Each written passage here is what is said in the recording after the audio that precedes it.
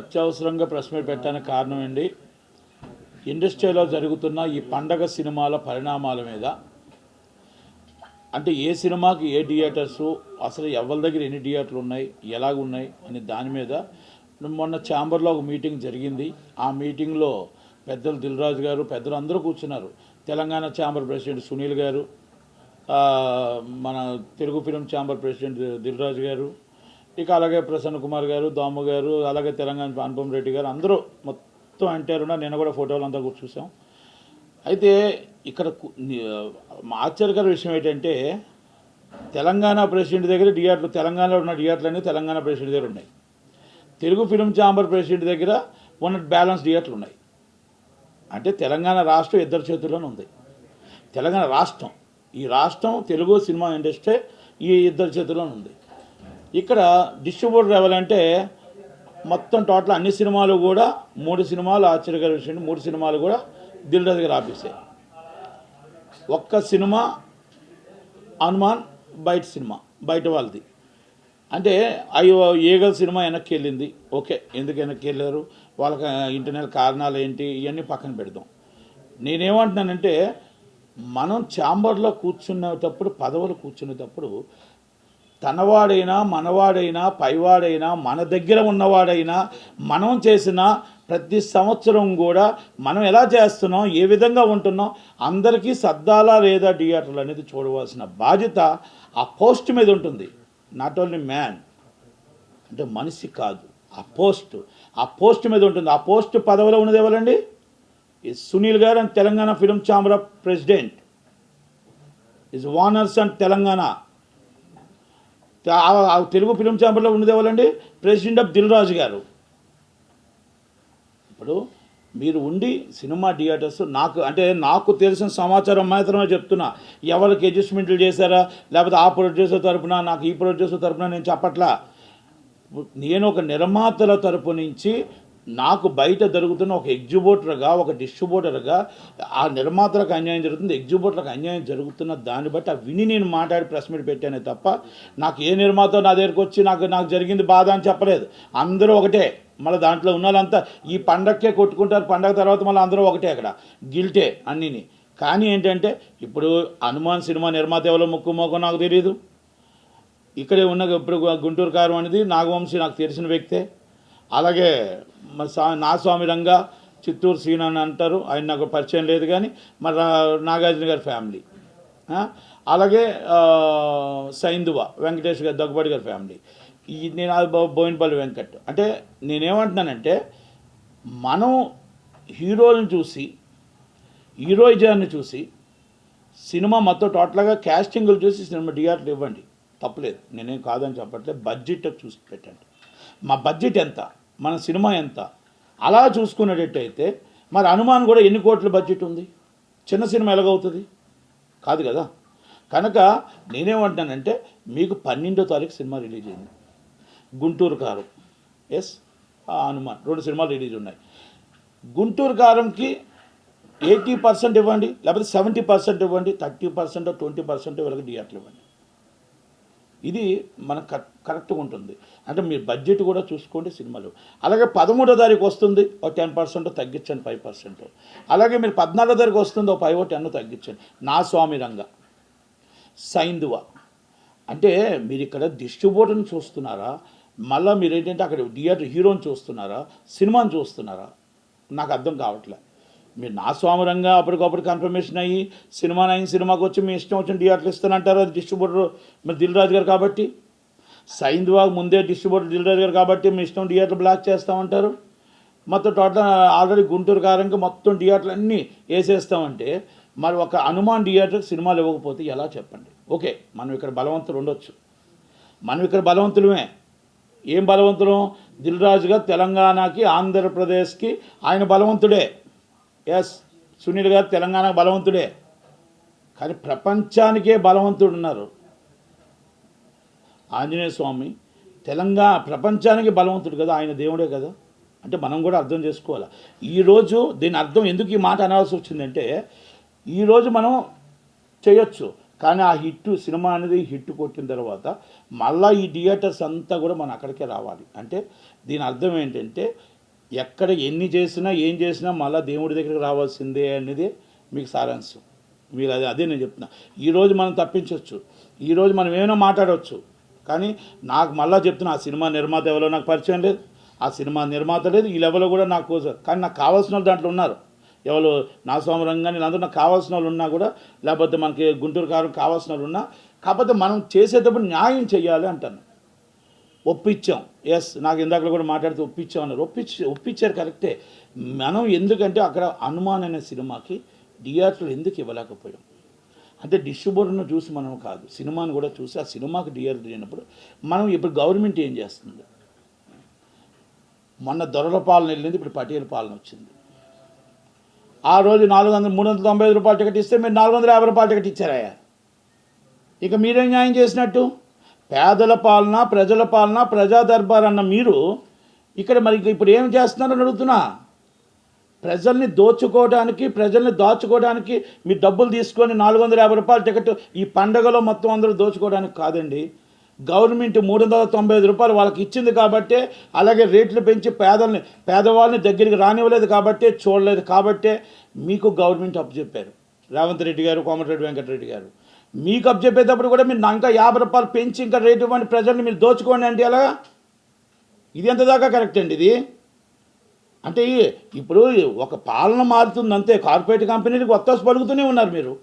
చిన్న నిర్మాత బతికేంటి, సినిమాలు ఏంటి, దాంట్లో ఒకవేళ అవ్వకపోతే మీరు కూడా ఇన్వాల్వ్మెంట్ అయ్యి వాళ్ళకి చెప్పండి. తెలంగాణలో ఇద్దరే నడుపుతున్నారు.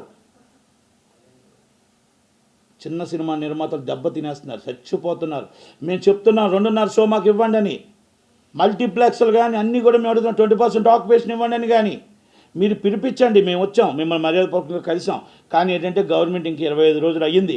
ఎస్, మీరందరూ కూర్చోబెట్టి మాట్లాడండి, చిన్నవాళ్ళని పెద్దవాళ్ళని. కాంగ్రెస్ గవర్నమెంట్ అంటే అందరు గవర్నమెంటు. కాంగ్రెస్ గవర్నమెంట్ అంటే మాకు న్యాయం జరిగిన గవర్నమెంటు. సినిమా ఫీల్డ్లో, ఇండస్ట్రీలో మాకు న్యాయం జరిగింది. ఈరోజు వీళ్ళిద్దరి వల్ల చాలా ఇబ్బంది. తెలంగాణలో సినిమాలు రిలీజ్ చేసుకునే పరిస్థితులు లేకుండా పోయాయి.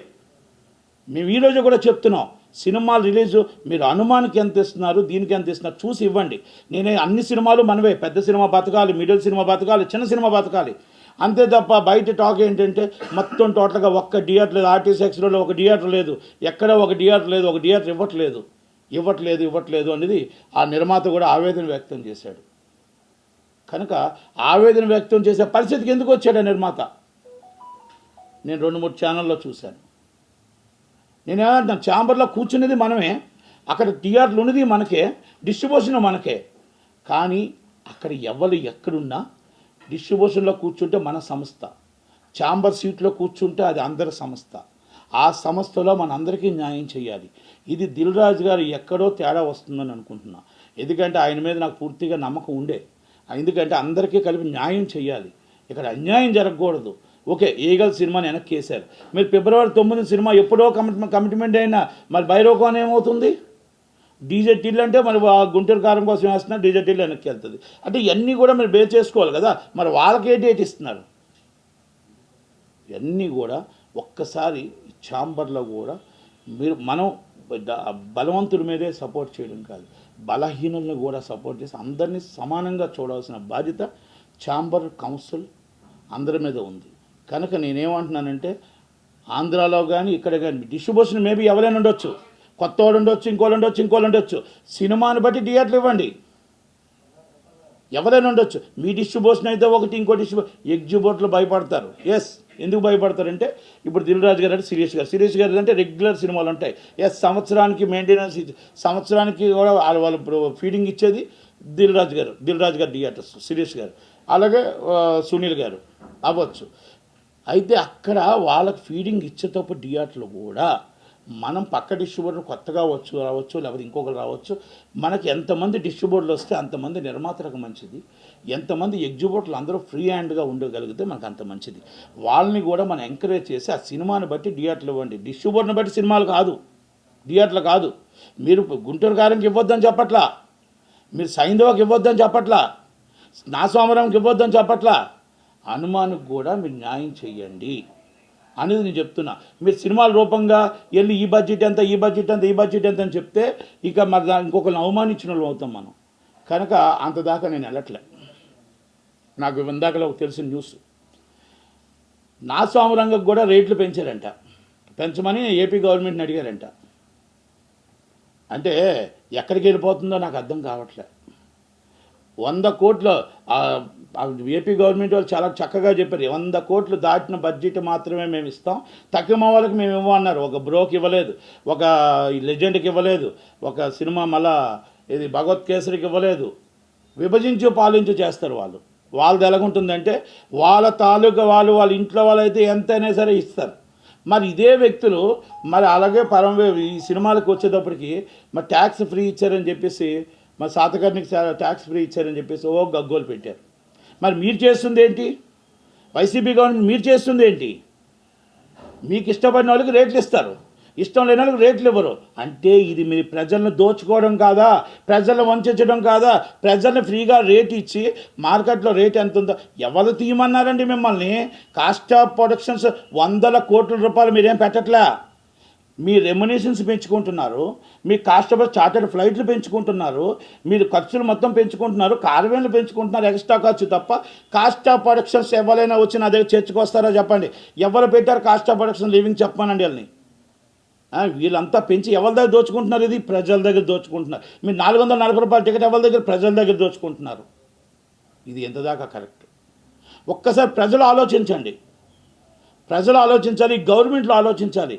ఇది ప్రజల సొమ్ము, ప్రజల డబ్బు తీసుకొని ఏది మీరు సినిమాకి ఇప్పుడు బస్కి మన ఊర్లో వెళ్ళాల్సి వస్తే బస్సు ఎంత రేట్ అయినా కొంటున్నారు కదా అని, సినిమా కూడా ఎంటర్టైన్మెంట్ అండి, ఎంటర్టైన్మెంట్ కావాలని చెప్పి ఆ ఎంటర్టైన్మెంట్ విషయంలో వాళ్ళు టికెట్ ఎంత రేట్ అయినా కొంటారని ఫ్యాన్స్ అని అభిమానాన్ని మనం దోచుకోకూడదు. అభిమానాన్ని దోచుకోకూడదు. ఒక్కసారి ఆలోచించుకోవాలి. ఆలోచించుకొని నిర్ణయం తీసుకోండి.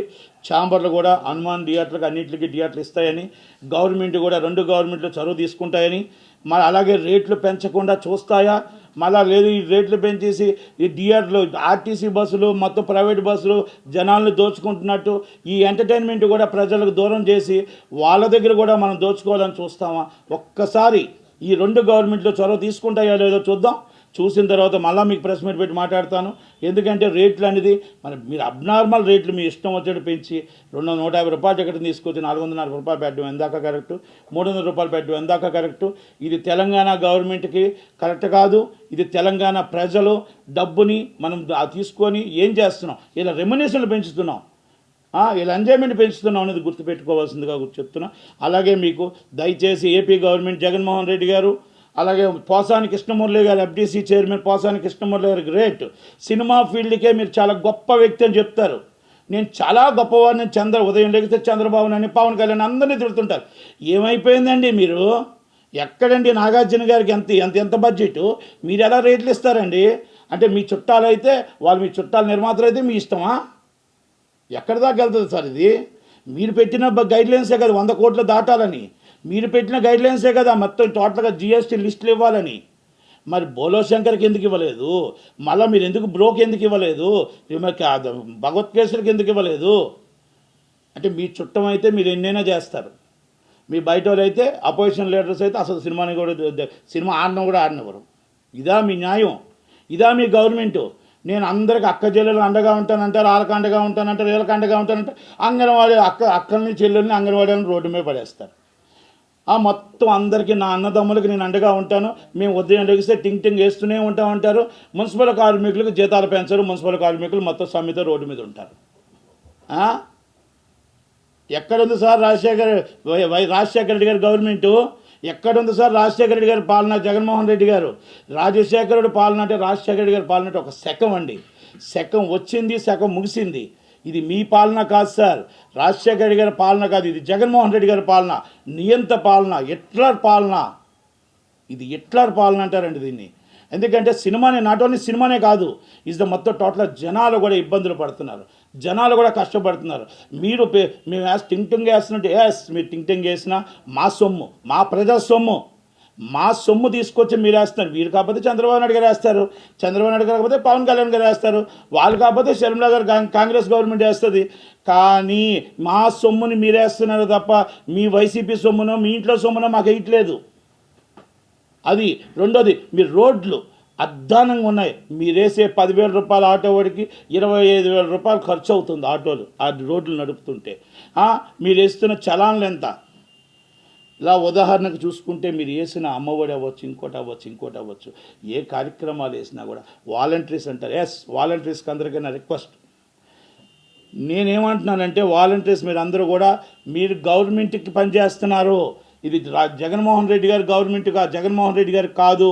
ఆ గవర్నమెంట్ ఈరోజు జగన్మోహన్ రెడ్డి గారి గవర్నమెంట్ ఉండొచ్చు, లేకపోతే రేపు చంద్రబాబు నాయుడు గారి గవర్నమెంట్ కానీ ఇంకో గవర్నమెంట్, ఏ గవర్నమెంట్ ఉన్నా మీరు గవర్నమెంట్కి పనిచేస్తున్నారు. దయచేసి మీరు గవర్నమెంట్కి ఏ విధంగా మీరు అందరూ కూడా ఆ 50 మందికి వాలంటరీ ఉన్నారో, అడ్మిన్ ఉన్నారో, మీరు అది గుర్తుపెట్టుకోండి. దయచేసి మిమ్మల్ని ఎవరు తీసేరండి, మిమ్మల్ని అధైర్యపడొద్దు. ఇది రాజశేఖర రెడ్డి గారు అవ్వచ్చు, జగన్మోహన్ రెడ్డి గారు అవ్వచ్చు, లేకపోతే చంద్రబాబు నాయుడు గారు అవ్వచ్చు, మేబీ ఎవరైనా అవ్వచ్చు. కానీ గవర్నమెంట్ ఇక్కడ ఉన్నారు కాబట్టి ఏ గవర్నమెంట్ వస్తే ఆ గవర్నమెంట్ మిమ్మల్ని ఆదరిస్తుంది, మిమ్మల్ని చేస్తుంది. అందుకే మీరు గవర్నమెంట్ ఎంప్లాయ్గా చేయండి. మాకు తెలిసిన సమాచారం ప్రకారం మీరు డేటాలన్నీ కూడా మళ్ళీ వైసీపీకి ఇస్తున్నారు, మళ్ళీ డేటాస్ అన్నీ కూడా అకౌంట్స్ అన్నీ కూడా మీరు ఇస్తున్నారు అనేది కొంత సమాచారాలు ఉన్నాయి. దయచేసి అలా మీరు డైరెక్ట్గా వైసీపీకి సపోర్ట్ చేసిన వాళ్ళు ఎవరైనా ఉంటే already complaint is election commission compulsory complaint పెడతాం. దాంట్లో నో డౌట్ మీరందరూ కూడా నిజంగా గవర్నమెంట్కి పనిచేయండి, ప్రజలకు పనిచేయండి, ప్రజల పక్షాన పనిచేయండి. అంతేగాని మీరు ఏదో జగన్మోహన్ రెడ్డి గారికో వైసీపీకో పనిచేయడం అనేది కరెక్ట్ కాదండి. ఇది మా ప్రజల సొమ్ము, మీకు ఇచ్చే జీతం కూడా ప్రజల పబ్లిక్ సొమ్మే మీకు ఇస్తున్నారు తప్ప అది జగన్మోహన్ రెడ్డి గారో లేకపోతే వైసీపీ ఇవ్వట్లేదని మాత్రం మళ్ళీ మీకు చెప్తున్నా. అలాగే ఇక్కడ తెలంగాణలో గవర్నమెంట్ వచ్చింది 25 రోజులు. కాకపోతే ఏంటంటే ఇప్పుడు ఈ గబగబా మనం మాట్లాడడం అంటే ఇప్పుడు ఏదో సందర్భాలు వస్తున్నాయి కాబట్టి చెప్తున్నాను. కానీ ఇంక 25 రోజులు వచ్చింది. కేటీఆర్ గారు వచ్చి తొందరగా మాట్లాడుతున్నారని అందరూ, హరీష్ రావు గారు తొందరగా మాట్లాడుతున్నారు. మేము కూడా మాట్లాడడం కరెక్ట్గా భావ్యం కాదు, ఎందుకంటే మీకు టైం కావాలి. అలాగే చిత్రపూర్ కాలనీ మీద 66 ఎకరాలకి చిత్రపూర్ కార్మికుల కోసం ఇచ్చారు. కార్మికుల కోసం ఇచ్చిన ల్యాండ్ని దాంట్లో ఎమ్మెల్యేలు ఉన్నారు, పోలీసులు ఉన్నారు, అందరూ ఉన్నారు. కానీ కార్మికులు లేరు, కార్మికులు బయట ఉన్నారు. కనుక చిత్రపూర్ కాలనీ మీద కూడా ఎంక్వైరీ జరగాలి, చాలా సీరియస్గా ఎంక్వైరీ జరగాలి. దాని మీద కొన్ని 100 కోట్ల కుంభకోణం జరిగింది. అలాగే దాంట్లో కొంతమంది మినిస్టర్లది, కొంతమంది పర్మిషన్ల కోసమని, కొంతమంది టీఆర్ఎస్ పేమెంట్లు కూడా వెళ్ళాయి అనేది అన్నీ కూడా కొన్ని విట్నెస్లతోనే నా దగ్గర ఉన్నాయి. కనుక త్వరలోనే రేవంత్ రెడ్డి గారిని కలుస్తాం. మళ్ళీ అలాగే కోమటిరెడ్డి వెంకటరెడ్డి గారిని కలిసి అన్ని విట్నెస్లు ఇచ్చి దాని మీద కూడా ఎంక్వైరీ జరగాలి. ఎందుకంటే క్యాష్ రూపంగా కొన్ని 100 కోట్లు బయటికి వెళ్ళింది, అన్యాక్రాంతమైంది. అలాగే మాకు 1984 తర్వాత నిర్మాతలకి ఫిలిం నగర్ తర్వాత ఏ నిర్మాతకి మాకు రాలేదు. కనుక మాకు రామానాయుడు గారు బిల్డింగ్ కిందన 9 ఎకరాలన్నర ఉంది, 4 ఎకరాలు అన్యాక్రాంతం అయిపోయింది. ఎఫ్డీసీకి 5 ఎకరాలు ఉంది. కాబట్టి దయచేసి మా నిర్మాతలకు ఆ ల్యాండ్ కానీ మీరు ఇవ్వగలిగితే మేము అపార్ట్మెంట్స్ కట్టి తక్కువ అక్కడి నుంచి ఉన్న లైన్ క్యూ నిర్మాతలకు అందరికీ కూడా ఆఫ్టర్ ఫిలిం నగర్ తర్వాత ఉన్న వాళ్ళకి మీరు చెన్నైలో ఉండేటప్పుడు అందరికీ ఇచ్చారు. తర్వాత వచ్చి చాలామంది సీనియర్ నిర్మాతలు వచ్చారు. ఇప్పుడు నిర్మాత ఇక్కడ ఎంఎస్ రాజు గారు అవ్వచ్చు, లేకపోతే దిల్ రాజు గారు అవ్వచ్చు, అందరూ ఇక్కడ తెలంగాణ నిర్మాతలే. కనుక దాంట్లో కూడా నేను చెన్నై నుంచి వచ్చినా కూడా నేను కూడా దీంట్లోనే ఉన్నాను కదా, నాకు ఫిలిం నగర్లో రాలేదు. కనుక అది కూడా 5 ఎకరాలు ఇవ్వగలుగుతారా, లేకపోతే ఇంకెక్కడైనా తర్వాత మన సెకండ్ ప్లేస్ మాకు ఇవ్వగలుగుతారా? ఇస్తే మా నిర్మాతలందరికీ కూడా ఇప్పుడున్న ఈ తెలంగాణలోని ఉన్న నిర్మాతలందరికీ కూడా వాళ్ళకి చోటు వస్తుంది. ఉండటానికి ఎందుకు కోట్ల రూపాయలు నష్టపోయారు వాళ్ళకు కూడా. కార్మికులకి చిత్రపూర్ కాలనీ ఉంది, చిత్రపూర్ కాలనీలో నిజమైన కార్మికుడికి అందాలి. అలాగే ఈ కాంగ్రెస్ గవర్నమెంట్ చేస్తుందని పూర్తి నమ్మకం నాకు ఉంది. కనుక రేవంత్ రెడ్డి గారి మీద నమ్మకం, త్వరలోనే రేవంత్ రెడ్డి గారిని కలుస్తాం. దయచేసి ఈ పండగలో అందరూ పండగ ప్రశాంతంగా చేసుకోవాలి. సంక్రాంతి పండుగ 2 రాష్ట్రాల్లో చాలా పెద్ద పండుగ. ఆ పండుగలో మీరు రేట్లు పెంచడాలు, మీరు రేట్లు పెంచి ప్రజల దగ్గర డబ్బులు లాక్కోవడాలు చేయకుండా దయచేసి గవర్నమెంట్లు సీరియస్గా తీసుకొని చీఫ్ సెక్రటరీ గారు and Andhra Pradesh and Telangana and Komatireddy Venkatareddy గారు, ఎఫ్డీసీ చైర్మన్ విజయ్ కుమార్ రెడ్డి గారు, అందరూ కూడా సినిమాటోగ్రఫీ గోపాలకృష్ణ గారు, మీరందరూ కూడా దయచేసి రేట్లు పెంచకుండా ఉన్న రేట్లు మట్టుగా జనాలకు ఇస్తే ఎంటర్టైన్మెంట్ అనేది వాళ్ళు చూడగలుగుతారు. మీరు రేట్లు పెంచినా ఎంటర్టైన్మెంట్ చూడగలుగుతారు. కాకపోతే ఏంటంటే వాళ్ళ పిల్లలతో సినిమా చూడాలంటే, అందరూ ఫ్యామిలీతో సినిమా చూడాలంటే ఎన్ని వేల రూపాయలు అవుతుందో ఒకసారి అర్థం చేసుకొని దాన్ని కట్టడి చేస్తారని, రేట్లు పెంచకుండా కట్టడి చేస్తారని ఆశిస్తూ ఉన్నాను. గత ప్రభుత్వం కంటే మీ ఇష్టం వచ్చేది మళ్ళీ ఎక్కువ రేటు పెంచారు. ఒక్కసారి ఆలోచించండి, ఎందుకంటే అప్పుడు గవర్నమెంట్ వచ్చి 10 రోజులు అయింది కాబట్టి సలార్కి మేము కూడా దాన్ని రెక్టిఫై చేసుకోలేదేమో అనుకున్నాను. కనుక ఒక్కసారి కోమటిరెడ్డి వెంకటరెడ్డి గారు ఈ ప్రెస్ మీట్ ద్వారా ఒక్కసారి చూసి రేవంత్ రెడ్డి గారు, చీఫ్ సెక్రటరీ గారు ఒక్కసారి రెక్టిఫై చేసుకొని ప్రజలకు అందుబాటులో రేటు ఉండే విధంగా ఇక్కడ ఇద్దరు చేతుల్లో ఉన్న థియేటర్ని అందరికీ అందుకునే విధంగా ఆదుకుంటారని, అలాగే దానికోసమని ప్రత్యేకంగా థియేటర్లు అందరికీ అందాలనే ఆలోచనతోనే మేము పెట్టడం జరిగింది. కనుక ఈ ఒక్క విషయంలో పూర్తయిన తర్వాత వేరే విషయాలు ఉంటే మీరు అడిగితే మాట్లాడతారు. ఈ నాగార్జున గారి సినిమా 100 కోట్లు బడ్జెట్ కాకుండానే అంటే ఇవ్వడానికి సిద్ధమయ్యారని మీకు తెలిసింది ఎట్లా? నాకు సమాచారం తెలిసింది కాబట్టి నేను అన్నాను. ఇప్పుడు ఆల్రెడీ అప్లై చేశారనేది నాకు తెలిసిన సమాచారం. అది కరెక్ట్ కాదు కదా. ఇప్పుడు ఒక రూల్స్ అండ్ రెగ్యులేషన్స్ పెట్టారు, 100 కోట్ల రూపాయలు దాటి అన్నారు. అలాగే మరి బ్రో సినిమా 100 కోట్లు దాటే కదా, బ్రోకి ఇవ్వలేదు కదా, భగవత్ కేసరికి ఇవ్వలేదు కదా, మరి సలార్కి ఇచ్చారు. అంటే ఇస్ ద రిలేషన్షిప్ అండ్ చుట్టాలు ఉంటే ఒకటి, చుట్టాలు కాకపోతే ఒకటి అనేది కరెక్ట్ కాదని నా ఉద్దేశం. ఇక్కడ మరి పవన్ కళ్యాణ్ గారు రాష్ట్ర అధ్యక్షుడు అవ్వచ్చు, ఆయన one of the hero, big hero. మళ్ళీ అలాగే మరి ఆయన కూడా బాలకృష్ణ గారు కూడా పెద్ద హీరో. మరి వాళ్ళిద్దరికి ఇవ్వలేదు కదా రేట్లు. అలాగే మీరు బుల్లశంకర్కి ఇవ్వలేదు కదా. అందుకనే మేము అడుగుతుంది ఏంటంటే, మీరు రూల్స్ అండ్ రెగ్యులేషన్స్ అన్నీ పెట్టుకున్నారు కదా, ఆ పెట్టుకున్న విధంగా మీరు ఫాలో అప్ అవుతే బాగుంటుంది. కానీ మీ చుట్టాలని రేట్లు ఇవ్వడం అనేది కరెక్ట్ కాదని నా ఉద్దేశం. అంతే. ఆ లెవెల్లో నాకు తెలియదు, నాకు అవసరం లేదు. నాగార్జున గారు మీకు బాగా కావాల్సినాడని మీరు రేటు ఇచ్చి, బాలకృష్ణ గారు మీరు దూరం ఉన్నారని మీరు రేటు ఇవ్వకపోతే ఎలా? ఇంతకుముందు మీరు రేట్లు ఇచ్చారా, దానికి సమానం చెప్పండి. ఎఫ్డీసీ పోసాని కృష్ణమూర్తి గారిని చెప్పానండి. మాట్లాడితే లెగిస్తాడు కదా, లెగిసి చంద్రబాబుని తిడుతూనే ఉంటాడు, పవన్ కళ్యాణ్ తిడుతూనే ఉంటాడు. మరి ఇప్పుడు చెప్పాలిగా, ఆయన సినిమా వాడే కదా, ఆయన సినిమాలో సీనియర్ మోస్ట్ కదా, సమాధానం చెప్పాల్సిన అవసరం ఉంది కదా ఆయనకి. కనుక ఆయన సమాధానం చెప్తాడేమో చూద్దాం. ఇంకోటి అంటే టికెట్ రేట్లు ఏపీలో తక్కువ ఉండటం వల్ల కూడా బ్రేక్ ఈవెన్ అవ్వట్లేదు అని చెప్పి ఈ మధ్య కొంచెం అంటే ఎక్కువ రేట్లు చేసి చేస్తున్నారు. ఇప్పుడు నేను ఒక్క మాట అంటా, ఇప్పుడు ఎవరికి పెడుతున్నారు డబ్బు? ఇప్పుడు డబ్బు ఎవరికి పెడుతున్నారు? రెమ్యునేషన్స్, ఒకప్పుడు రెమ్యునేషన్స్ ఎంత? ప్రభాస్ రెమ్యునేషన్ ఎంత? ఒకప్పుడు ఇప్పుడున్న హీరోల రెమ్యునేషన్స్ ఎంత? ఇప్పుడు ఎంత తీసుకుంటున్నారు? మీకు చార్టర్ ఫ్లైట్ పెట్టుకోవాల్సిన అవసరం ఏమొచ్చింది? కార్వేన్లు ఇన్ని వందల కార్వేన్లు పెట్టవలసి వచ్చింది, బెంచ్ కార్లు పెట్టవలసిన అవసరం ఏమొచ్చింది? మీకు కిస్టా కార్లే ఎందుకు పెట్టాల్సి వచ్చింది? ఇంతకుముందు ఈ బడ్జెట్ కాస్ట్ ఆఫ్ ప్రొడక్షన్ అంతా కూడా మీకు నిజంగా వాల్యూ కాస్ట్ ఆఫ్ ప్రొడక్షన్ పెరగట్లేదు. మీరు ఈ వేస్ట్ ఖర్చు పెడుతున్నారు. 5 స్టార్ హోటల్ నుంచి ఎందుకు ఫుడ్ తేవాలి? అందరం ప్రొడక్షన్ నుంచి అందరూ కలిపి ఫుడ్ తినాల్సి వస్తుంది కదా, మనం ఎందుకు తినట్లేదు? ఇవన్నీ కూడా మనం ఒక్కసారి గుండెల మీద ఎలా చేసుకొని ఆలోచించి ఎక్కడ బడ్జెట్ పెరిగింది అని అలా ఆలోచించండి. ఒక్కసారి ఆలోచించండి. ప్రతి హీరో, ప్రతి ప్రొడ్యూసరు, ప్రతి డైరెక్టరు అలాగ ఆలోచించండి. ఎక్కడ పెరిగింది కాస్ట్ ఆఫ్ ప్రొడక్షను, ఎక్కడ మన బడ్జెట్ పెరుగుతుంది, మనం ప్రజల దగ్గర ఎందుకు రేట్లు పెంచి డబ్బులు తీసుకొని మీరు బ్రేక్ ఈవెన్ అవ్వట్లేదు అనుకుంటున్నాం? ఒక్కసారి మీ మనస్సాక్షి చెప్పండి. ఒకప్పుడు హీరో రెమ్యునేషన్ ఎంత, ఇప్పుడు రెమ్యునేషన్ ఎంత? ఒకప్పుడు హీరోకి చార్టర్ ఫ్లైట్లు ఉన్నాయా, హీరోయిన్లకు చార్టర్ ఫ్లైట్లు ఉన్నాయి, ఇప్పుడు హీరోయిన్లకు రెమ్యునేషన్ ఎంత, చార్టర్ ఫ్లైట్లు ఎంత? ఒకప్పుడు మేనేజర్లకి వాళ్ళ అసిస్టెంట్లకు కూడా కార్వెన్లు ఇచ్చామా, లేకపోతే ఇవ్వలేదా?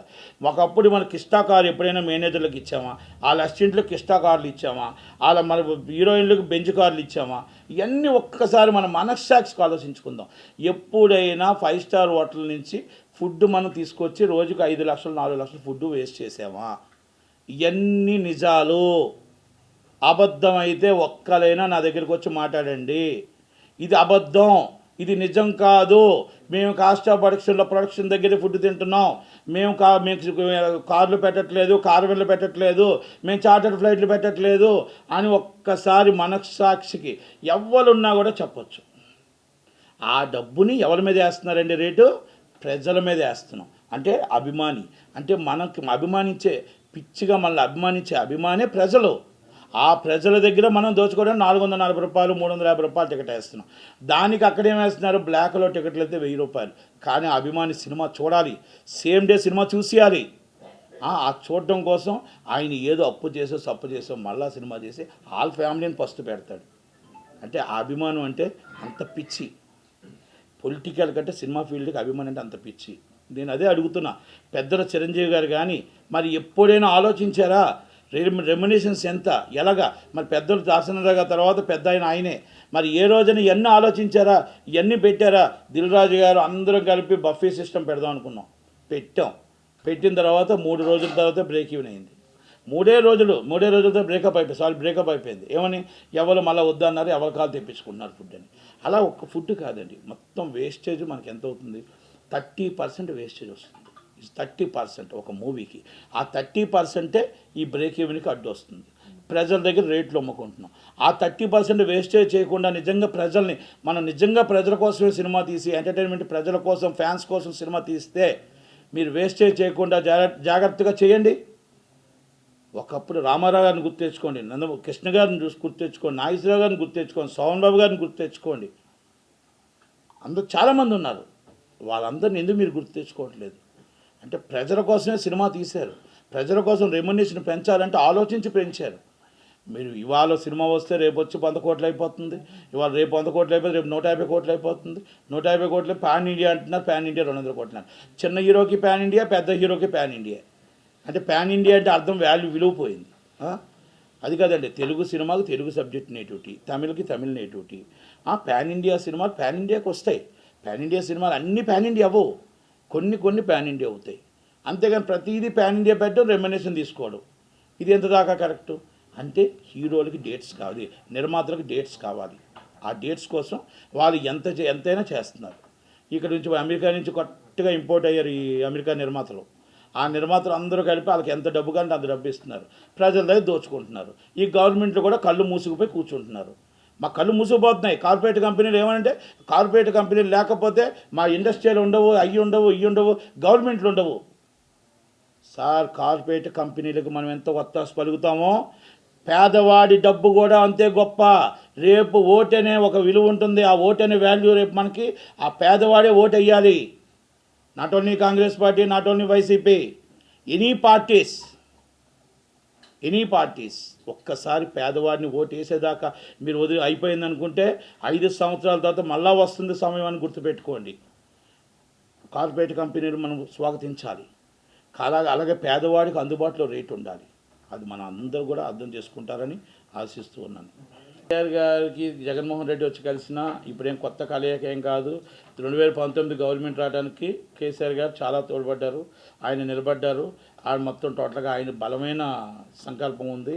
అందుకని అక్కడ శర్మిల గారు ఇక్కడ హైదరాబాద్లో పార్టీ పెడతారన్నా కూడా ఆయన జగన్మోహన్ రెడ్డి గారు ఒప్పుకొని అన్నారు. ఓకే, అభిప్రాయ భేదాలు అన్న చెల్లెల మీద ఏదైనా అభిప్రాయ భేదాలు ఉండొచ్చు, దాని జోలికి నేను వెళ్ళట్లేదు. ఎందుకంటే ఫ్యామిలీలో కాదు, కుటుంబంలో కాదు, ఎంతమంది ఏ పార్టీలోనే పెట్టుకోవచ్చు, ఏ పార్టీలోనే ఉండొచ్చు. ఇప్పుడు కేసీఆర్ గారిని కలిసి కేసీఆర్ గారిని పరామర్శించడానికి ఇప్పుడు వచ్చారు. పరామర్శిస్తూ ఆయన్ని మాట్లాడుతూ కొన్ని రాజకీయ మాట్లాడుకుని ఉండొచ్చు. ఎందుకంటే ఇద్దరు కలయిక ఒకటే. రేపు ఎట్టి బస్సులో నా గవర్నమెంట్ పోయింది, నీ గవర్నమెంట్ రావాలి, ఎట్టి బస్సులో నీ ఎలా సపోర్ట్ కావాలి, ఏ విధంగా నిలబడాలి. ఎందుకంటే ఇద్దరు కలిసి నించున్నారు కాబట్టి, ఇద్దరు కలిసి రావాలి, 2 గవర్నమెంట్లు అనుకున్నారు కాబట్టి. దాని ప్రకారం ఆ రోజు ఏదైతే సెక్రటరీ కట్టానుకో ఆ రోజు జగన్మోహన్ రెడ్డి గారు సపోర్ట్ చేయకుండా, తాళాలన్నీ హ్యాండ్ ఓవర్ చేయకుండా ఉంటే ఈరోజు కొత్త సెక్రటరీ వచ్చేది కాదు. 2024 దాకా మాకున్న, ఇప్పుడు 2024 వచ్చాం, 2024 దాకా రాజధాని రాష్ట్రం, ఈ రాష్ట్రం మాకు వదిలిస్తే వెళ్ళేవాళ్ళం కాదు. ఇప్పుడు ఈరోజు ఎక్కడెక్కడో అని కాదు, 2 రాష్ట్రాలకి ఈ రాజధాని ఉండే 10 సంవత్సరాలు, ఇప్పుడు ఇంకా మాకు మే దాకా ఉండే. కానీ ఓకే, అనువైన కారణాల వల్ల వెళ్ళిపోయింది. మళ్ళా రాజధాని అమరావతి అనుకున్నాం. అమరావతి రాజధాని 35,000 ఎకరాలు రైతులు ఆశించి ఇచ్చారు. కానీ చంద్రబాబు నాయుడు గారిని నమ్మి ఇచ్చారు, గవర్నమెంట్ నమ్మి ఇచ్చారు, కొత్త రాష్ట్రం అని ఇచ్చారు. జగన్మోహన్ రెడ్డి గారు చంద్రబాబు నాయుడు గారు కోపంతో అవ్వచ్చు, లేకపోతే ఇంకోటి అవ్వచ్చు, అది వచ్చేసి రాజధాని లేని రాష్ట్రం అంటే ఇప్పుడు ఆంధ్రప్రదేశే ఉంది. ఇప్పుడు రాజధాని ఎక్కడ అంటే ఏ రాజధాని కూడా తెలియదు. ఇప్పుడు పరీక్షల్లో కూడా రాజధాని అని రాశారనుకోండి, రాజధాని ఎక్కడో కూడా ఎవరికి తెలియదు. ఆ తెలియని పరిస్థితుల్లో రాజధాని ఉంది, ఇది వాస్తవం. విశాఖపట్నం రాజధాని పెడతాను, మళ్ళీ 500 కోట్లు పెట్టి ఒక భవనం కట్టారు. ఆ భవనం రేపు ఎవరికి ఇస్తారో తెలియదు. రేపు ఇంకా ఎలక్షన్ తర్వాత ఇంకా ఓపెనింగ్ అవ్వలేదు. సెక్రటరీ కట్టి రేవంత్ రెడ్డి గారికి కేసీఆర్ గారు ఇచ్చినట్టే ఎవరికైనా ఇవ్వచ్చు. అది అలాగే శర్మిల గారు కాంగ్రెస్ పార్టీలో వచ్చారు. రాహుల్ గాంధీ గారు భారత జోడో యాత్ర తర్వాత ఆయన గ్రాఫ్ పెరిగింది. ఆ గ్రాఫ్ పెరగడం వల్ల తెలంగాణలో కావచ్చు, కర్ణాటకలో గవర్నమెంట్ వచ్చిందని వాస్తవం. ఆంధ్రప్రదేశ్లో చాలామంది చెప్తున్న విధంగా కాంగ్రెస్ పార్టీ విభజించడం వల్ల నష్టపోలేదు, కొంత మార్కే నష్టం వచ్చింది. విభజించడం వల్ల కొంత మార్కు నష్టం వచ్చిందనేది వాస్తవం.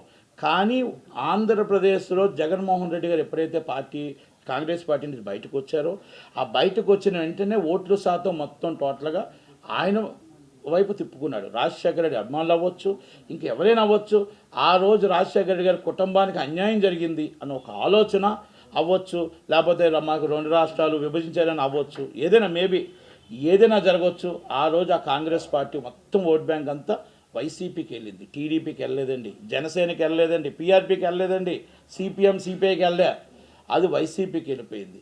అయిపోయిన తర్వాత 2019 ఎలక్షన్లో ఓకే ఏదో కానీ కాస్త కోస్త అంటే సరైన నాయకత్వం లేదు, సరైన నాయకత్వం కూడా కాంగ్రెస్ పార్టీకి అందరూ వెళ్ళిపోవడం వల్ల కొన్ని ప్రాబ్లమ్స్ జరిగాయి.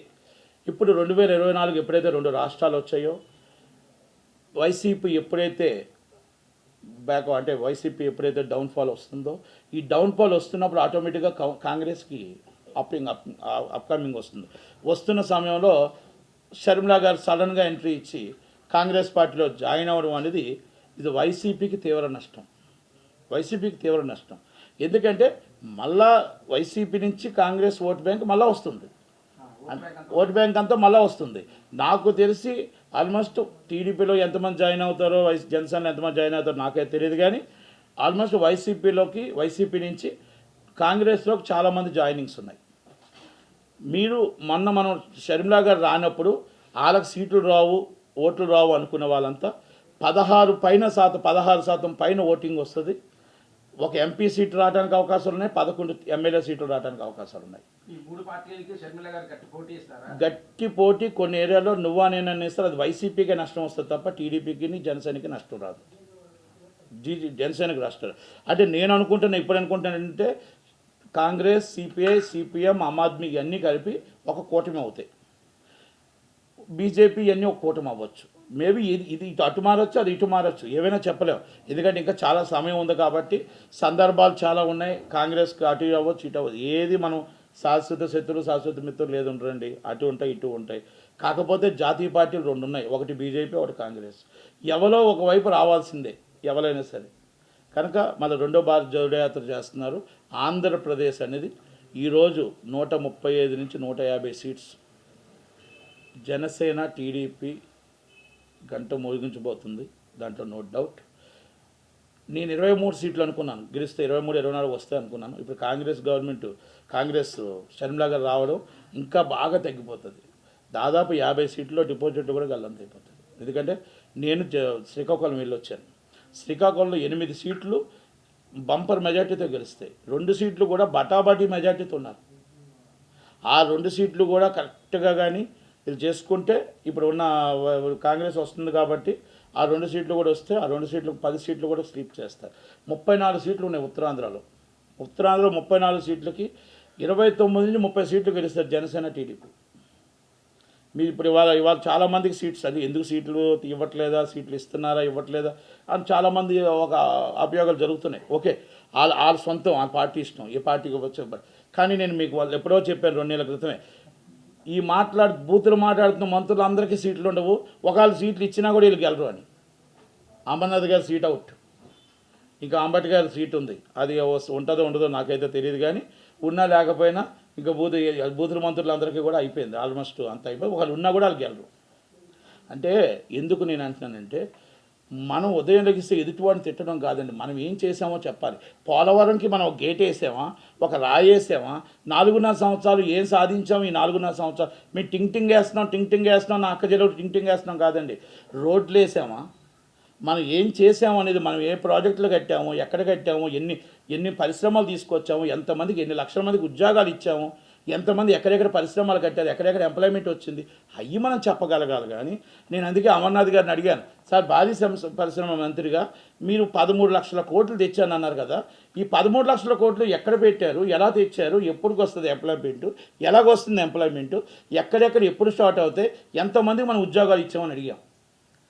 అది చెప్పలేకే చిరంజీవి మాస్టర్ గారు ఓడిపోయారు. చిరంజీవి మాస్టర్ గారు గెలిచారు, సుధాకర్ గారు ఓడిపోయారు. ఇప్పుడు ఆయన సభ్యత్వాన్ని కూడా రాజీనామా చేసేసారు వైసీపీకి. అలాగే వంశీకృష్ణ యాదవ్ గారు రాజీనామా చేసేసారు, రామచంద్ర గారు రాజీనామా చేసేసారు. ఓకే, ఇంకా చాలామంది చేయొచ్చు. ఓకే, వాళ్ళ ఇష్టం, వాళ్ళ పర్సనల్ ఇష్టం. కానీ ఏంటంటే రాష్ట్రం బాగుపడాలి, రాష్ట్రం ఆ అమరావతి రాజధానిగా మనకి సైబర్ సిటీ ఎలాగుందో తల తన్నిన రాజధానిగా మనకు అమరావతి ఉండాలి. మనం అప్పులు చేయడం కాదు, మన ఇన్కమ్ని ఎక్కడ ఇన్కమ్ ఉందో ఆ ఇన్కమ్ని అంతా మనం తీసుకొని మన దగ్గర వనరులు ఉన్నాయి, అన్నీ ఉన్నాయి, గనులు ఉన్నాయి, మైనింగ్ అన్నీ ఉన్నాయి. మనమే దాన్ని ఇన్కమ్గా పుట్టించలేకపోతున్నాం. ఆంధ్రప్రదేశ్లో మన ఉమ్మడి రాష్ట్రం ఉండేటప్పుడు అందరూ మనకు అన్యాయమే చేశారు ఆంధ్రప్రదేశ్కి. ఇది వాస్తవం. మొత్తం హైదరాబాద్ అన్నారు. ఈరోజు విజయవాడ సూపర్ స్పెషాలిటీ హాస్పిటల్ కానీ ఇంకోటి కానీ ఇప్పుడు వస్తున్నాయి. అమెరికన్ కాన్సులేట్ లేదండి ఆంధ్రప్రదేశ్లో. అమెరికన్ కాన్సులేట్ లేదు, మనకి ఏ రాయబార కార్యాలయాలు లేవు. ఆ పరిస్థితి తీసుకొచ్చారు ఉమ్మడి రాష్ట్రంలో ఉన్న ముఖ్యమంత్రులు. అటువంటి చంద్రబాబు నాయుడు గారు అంతే, రాజశేఖర రెడ్డి గారు అంతే, ఎవరైనా కిరణ్ కుమార్ రెడ్డి గారు అంతే. పెద్ద ఎవరైనా ఉమ్మడి రాష్ట్రంలో ఆంధ్రప్రదేశ్ని రాయలసీమను నిర్వీర్యం చేసేసారు. ఈరోజు హైదరాబాద్ అన్నారు. ఓకే, 2 రాష్ట్రాలు విడిపోయిన తర్వాత ఈరోజు మా పరిస్థితి ఏంటంటే మా పిల్లలు వచ్చి హైదరాబాద్ రావాలి ఇంటర్వ్యూస్కి, ఏది కావాలన్నా బెంగళూరు వెళ్ళాలి ఇంటర్వ్యూస్కి, ఏది కావాలన్నా చెన్నై వెళ్ళాలి. ఇంకా ఇప్పుడు అదే పరిస్థితులు ఉన్నాం. అందుకే సీనియర్ వ్యక్తి చంద్రబాబు నాయుడు గారు కావాలి. చంద్రబాబు నాయుడు గారు వస్తే ఇవన్నీ కూడా మొత్తం టోటల్గా కరెక్ట్గా సెట్ అవుతుంది. ఇంకొక 5 సంవత్సరాలు చంద్రబాబు నాయుడు గారికి ఇచ్చి ఉంటే ఆంధ్రప్రదేశ్లో శ్యామలంగా చూసేవాళ్ళం. మనం పోలవరం అవ్వచ్చు, ఇంకోటి అవ్వచ్చు. కనుక చంద్రబాబు నాయుడు గారికి ఓకే, ఒక్క ఛాన్స్ అన్నారు, ఒక ఛాన్స్ ఇచ్చాం. ఒక్క ఛాన్స్ 15 సంవత్సరాలు వెనక్కి వెళ్ళిపోయాం. మళ్ళీ చంద్రబాబు నాయుడు గారి పాలన, జగన్మోహన్ రెడ్డి, మన పవన్ కళ్యాణ్ గారి పాలన వస్తే దాని మీద మనం ఈ 5 సంవత్సరాల్లో రాష్ట్రం అభివృద్ధి చెందుతుంది. తర్వాత మన పిల్లలందరూ కూడా ఉద్యోగాలు అన్నీ వస్తాయని నా ఉద్దేశం. Thank you. ఈ వీడియో మీకు నచ్చినట్టయితే లైక్ చేయండి, షేర్ చేయండి, కమెంట్ చేయండి, సబ్స్క్రైబ్ చేయండి.